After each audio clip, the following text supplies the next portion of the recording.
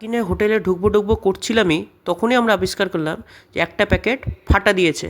তাই আর কি করব, আবার বেরিয়ে পড়লাম চা পাল্টানোর উদ্দেশ্যে। সুন্দর সুন্দর টফি ঝুলছিল, খুব দারুণ লাগছিল দেখতে।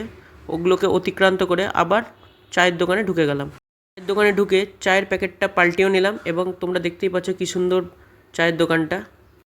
পরের দিন দার্জিলিংয়ের বিভিন্ন প্রান্তে ঘোরার ইচ্ছা ছিল, তাই ওদেরকে গাড়ির ব্যাপারে জিজ্ঞাসা করলাম। ওরা পথ বাতলাতলো ঠিকই, তবে আমাদের পছন্দ হলো না। যাই হোক, ওখান থেকে হাঁটতে হাঁটতে আমরা হোটেলে চলে আসলাম এবং হোটেলে দরজা খুলতে লাগলাম। দরজা খুলছিল না প্রথম দিকে গাইস, তারপরে জোর জবরদস্তি করে দরজা খুললাম। দরজা খুলে ঢুকে পড়লাম গাইস এবং সেদিনকার মতো ভিডিওটা ইতি টানলাম। দিন জামা কাপড় পরে রেডি হলাম এবং সকালে ব্রেকফাস্ট করতে চলে আসলাম। ব্রেকফাস্টে লুচি, ছোলার ডাল এবং চা ছিল। আমরা এক এক করে সব কিছু খেয়ে ব্রেকফাস্টটা কমপ্লিট করলাম।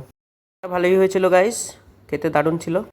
হোটেলে এসে সেদিন আমরা আমাদের গন্তব্যস্থল বা আমরা যে ঘুরতে যাব তার ব্যাপারে বলেছিলাম, তাই তারা আমাদেরকে গাইড করেছিল। এবং হোটেলের ঘরে ফিরতেই আমাদের ফোন আসলো যে ড্রাইভার চলে এসছে। তাই হিসাবে আমরা আমাদের সমস্ত ব্যাগ ট্যাগ রেখে আমরা বেরিয়ে পড়লাম ঘোরার উদ্দেশ্যে। ঘুরতে যাচ্ছি পরের ভিডিওতে আলোচনা করা যাবে।